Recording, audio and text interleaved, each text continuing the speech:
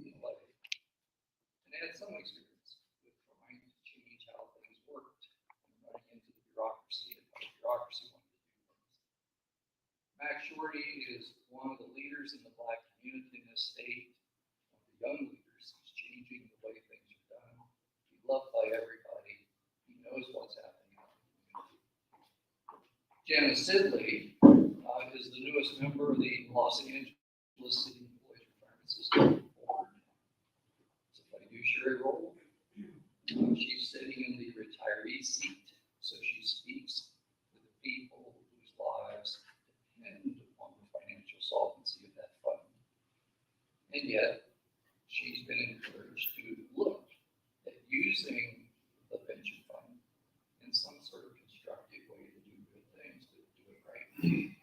So those are our four panelists.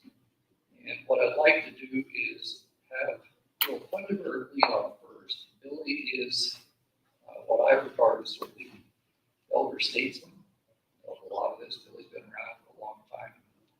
The intersection between government and law and public policy. And Billy's the one that pulled this particular panel together. So, Mr. Funderburg. Thank you, Jules. Thank you.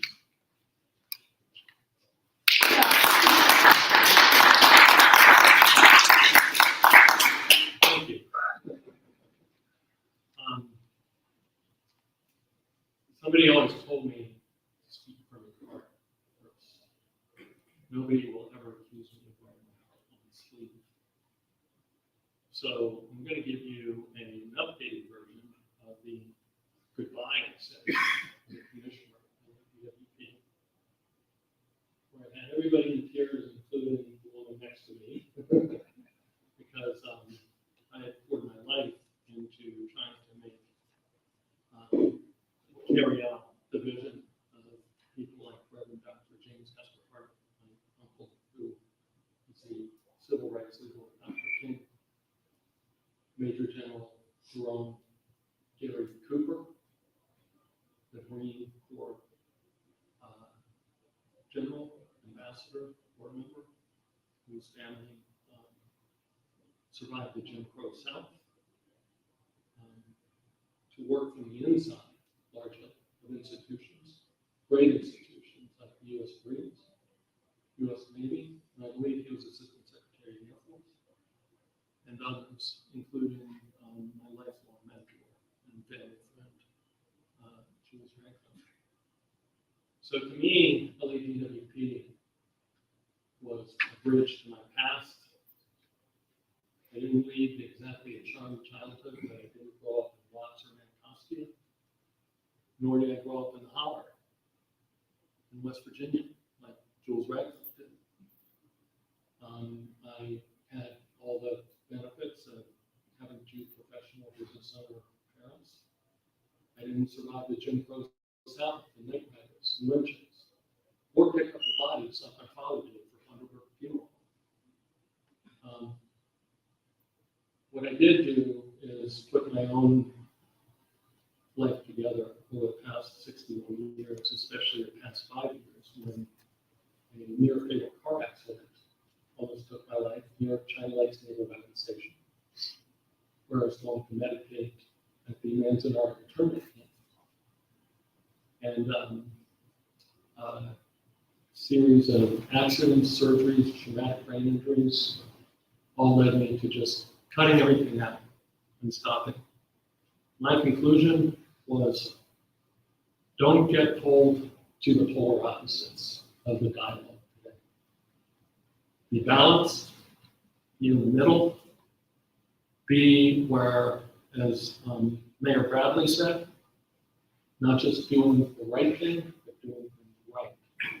So at LADWP, one of the things that we did was we adopted the first in the nation equity metrics data initiative that took all of the money at the largest public utility in the country, and I passed the torch to Commissioner Vasquez, and took that money and tracked it and identified it.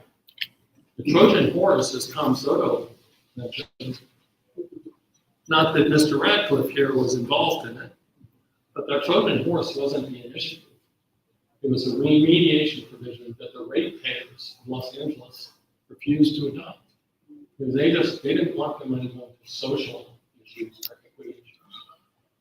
But we knew that you can do equity and economy at the same time. And so I think that the message to me, the message to this audience is, just as I've had a bridge to my past with DWP, in my future I didn't know where I was going in 2018. Nobody knew the fate of this community would be dealt, the cards that I would be dealt.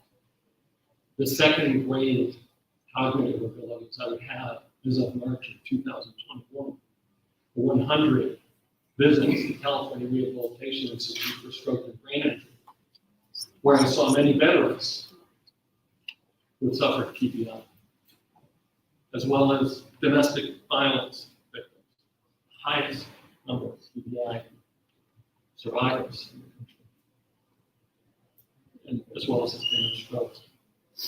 So my message is in order to affect really positive, durable policy, we must reach as many hearts and minds as possible. That includes everybody. So when I hear the panel, like what happened before, they say, why aren't the regulators helping me out on planning? Well, you know why? That's because you haven't reached the regulators' hearts and minds. And I don't mean the policymakers, I mean the staff. So how do you reach them? Do you say that climate's burning down? And do you say the world's ending? And do you say that, the sky's falling? Do you say that, solar is racist? Do you say that, AOC is the devil? Do you say that, you get my point. There's a middle. The middle. Just want to make sure that, I think I've used my time up for my remarks, and I'm going to leave it at that because the bridge to our future is right here. The bridge to my future is right here. Aura is the global youth leader. We have, I hope, at this conference we'll have many more people under the age of 30 tomorrow and the next day, because they are going to take us and take the money that we give them, that Jeff Rohr gives them, and other people in this audience, Terry Metcalf, other people give them to carry us throughout. I happen to have had a lot of experience in pension and money investment in the 1980s. Jules Radcliffe was my lawyer. We were doing ESGs before ESG was a term in the 1980s. So I'm going to turn it over to Janet, and then she'll turn it over to Matt, if that's okay. Please, thank you very much for. And Matt can turn it over to Al right now. All right, well, thank you. Thank you for this introduction. I'm Jana Sidley. It is a pleasure to be here today, and I'm going to give you a little bit of my background so that you understand the perspective that I bring to this conference. I worked in the Clinton administration. I worked in the Department of the Interior. I did Western Water Policy, Bureau of Reclamation. Now in the news, when I worked there, nobody had ever heard of it. There was something that was beautiful about that. I then went into the White House, where I worked as President Clinton's scheduler. Learned quite a bit about time management and chasing the rabbit, as I used to call it, because I also scheduled the press. We'd follow them, make sure that we were able to get out the message that was necessary. I then went to the Department of Justice, where I worked on domestic violence issues. I was the Deputy Director of the Violence Against Women Office. I mention that because I do believe that TBI is a huge issue in the domestic violence world and often goes undiagnosed. Not something that when I was there we ever talked about, completely off topic, but I wanted to acknowledge that you said that as, and then, so I left there, I moved back to Los Angeles, where I'm from, and I was an assistant U.S. attorney, worked there for a little bit, then transferred to the city of Los Angeles. the City of Los Angeles. I worked as a lawyer for both the Department of Water and Power and then the Port of Los Angeles. I was a CEQA attorney at both of those locations. So I have deep roots in the environmental community. Still consider myself to be a CEQA attorney, somewhat reformed because I don't have any cases today, thankfully, but know quite a bit about that world. I retired from the Port of Los Angeles, the City of Los Angeles, on April 2nd. I am a retiree failure because here I am now on the LACERS board. I sit in the seat, as Jules pointed out, of a retiree. So it is personal to me working at LACERS. This is my pension. This is the pension of all of my colleagues, and also the benefits that everybody receives. So we are the lifeblood of the City of Los Angeles. The reason people come to work at the City of Los Angeles is because we have this pension and we have these benefits. So extremely important to take this role very, very seriously. Also, I took a job with a company called iCore Strategies. It is a business consulting firm. When we look at business consulting from the bottom up, not from top down, we don't work with lobbyists. We don't do it that way. We believe in order to successfully work with a business, you must have a dialogue with the community. You need to be in the community first, and then you start to roll out a policy, or you would roll out whatever it is. But it requires the dialogue. I think that's, and I mentioned that for a number of reasons, but primarily because that's been the theme here. We need to work together. We need to talk to each other. We cannot do things top down. We need to do things bottom up. So with all of that background, the one other thing I will mention is at the Port of Los Angeles, I was overseeing two of the largest CEQA cases in the state of California. Both of them, we were defendants. I know many of the people on the panel. I've been on the opposite side of the table of many of the people on the panel.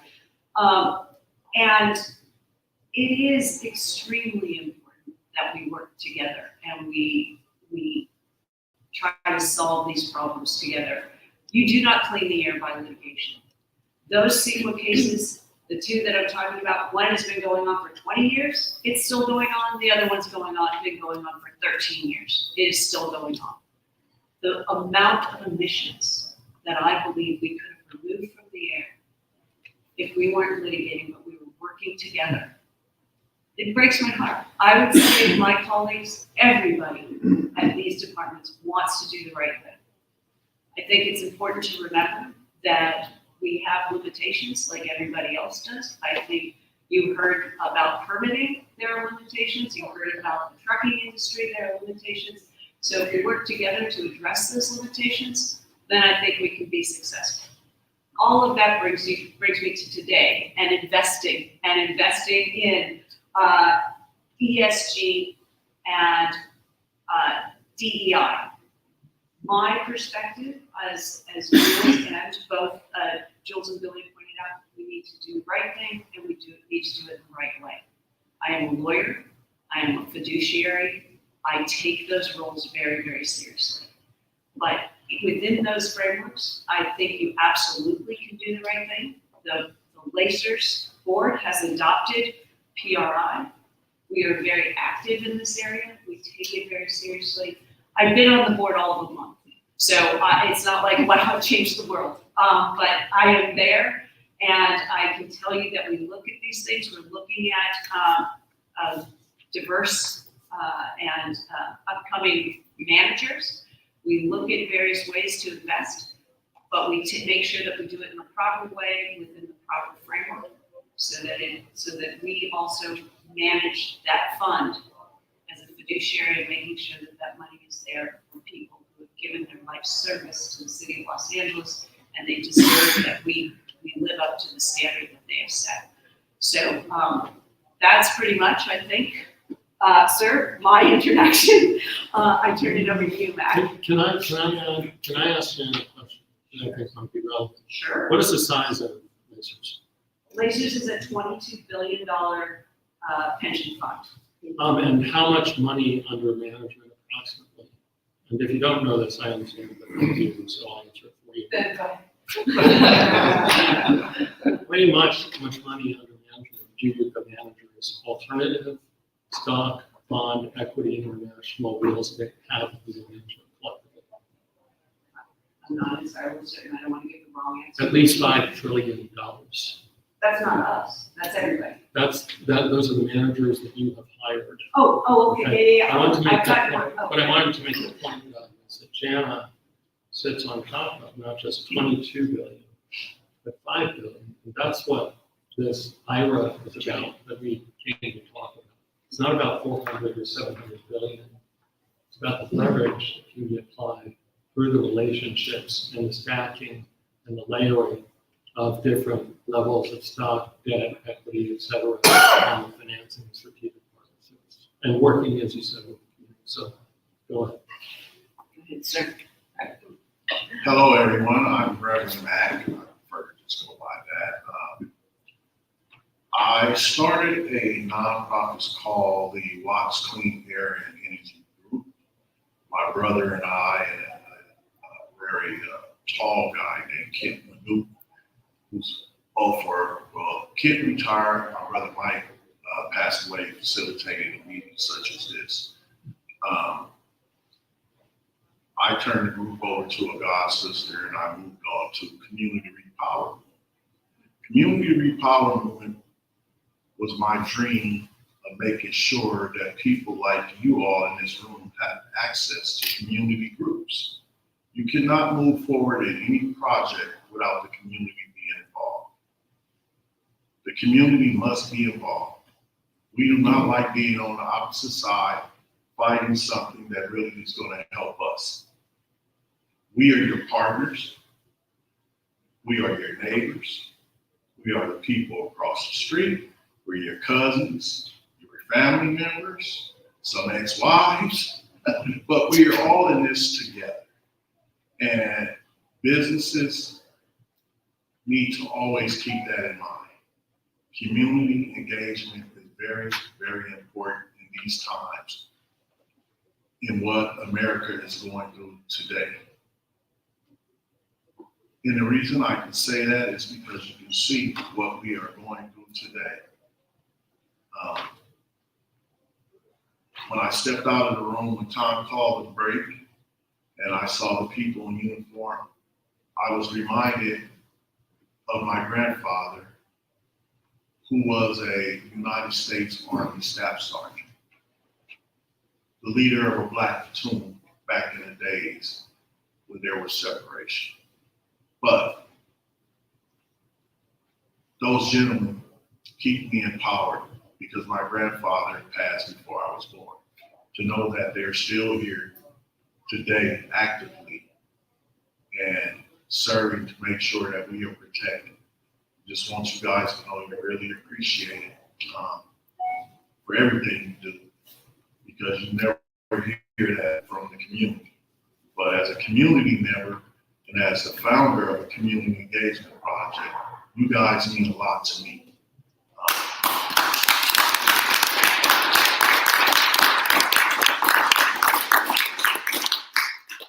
I stand on the shoulders of my grandfather, who was that man in the military. I was in the mayor's office one day and I go in my iPhone and I ask a gentleman from the Marines. And he says, young man, and I said, my grandfather was, So he started explaining to me what the different stripes and everything meant, and it just appalled me. So I always recognize veterans for their service to our community. But once again, back to community repower. We are very much interested in engaging businesses to make sure that we are together. That, as you heard the prior panels, that red tape, community power movement stands in help cutting that red tape, because we are the ones that elect people that set policies in place so that we can keep living and keep going like a choo-choo train. Sometimes I don't look like the energy bunny when the rabbit is starting to run out of juice. We need to do this together. And together is what community repower movement is. together we all stand strong. Thank you.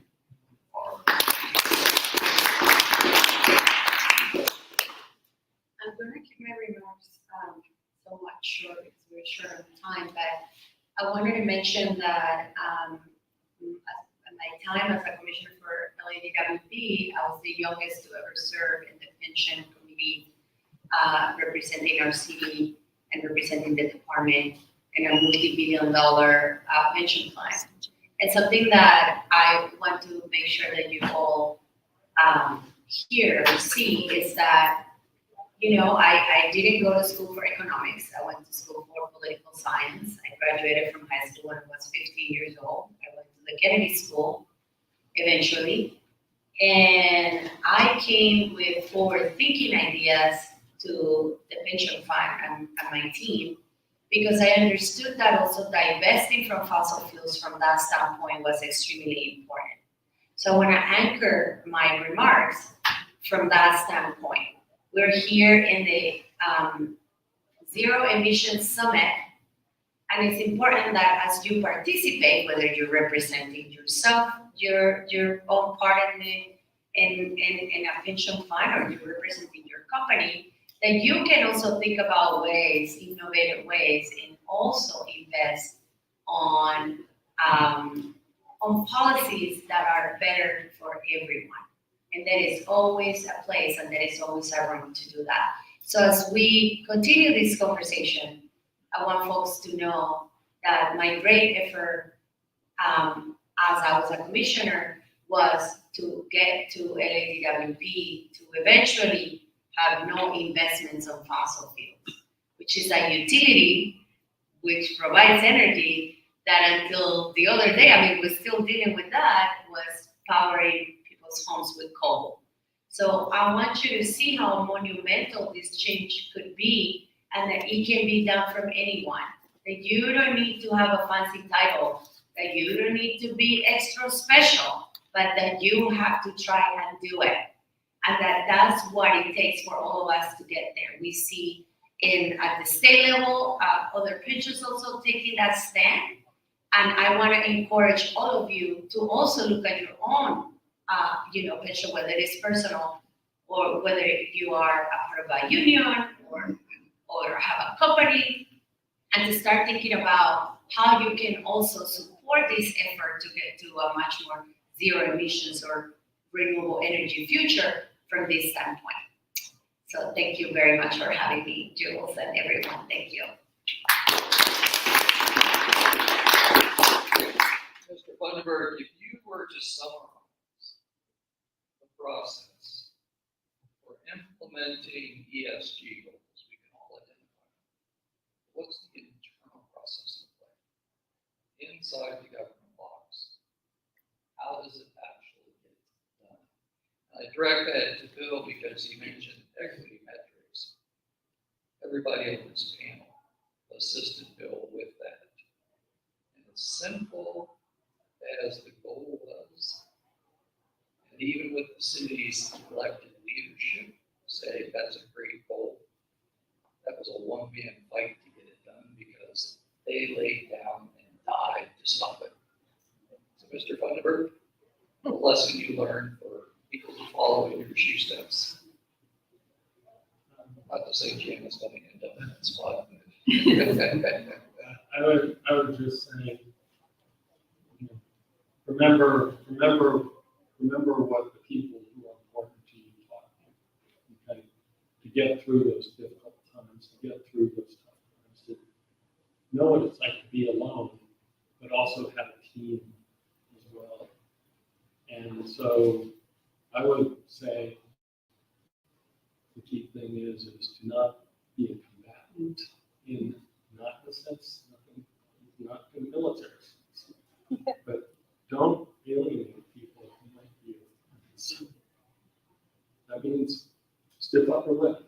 That means biting the lip. That means clenching the teeth. So in order to keep the middle as broad as possible, the way the military did it, integration, they did it the right way. They promoted people on merit. But they made sure that the remediation was done also for the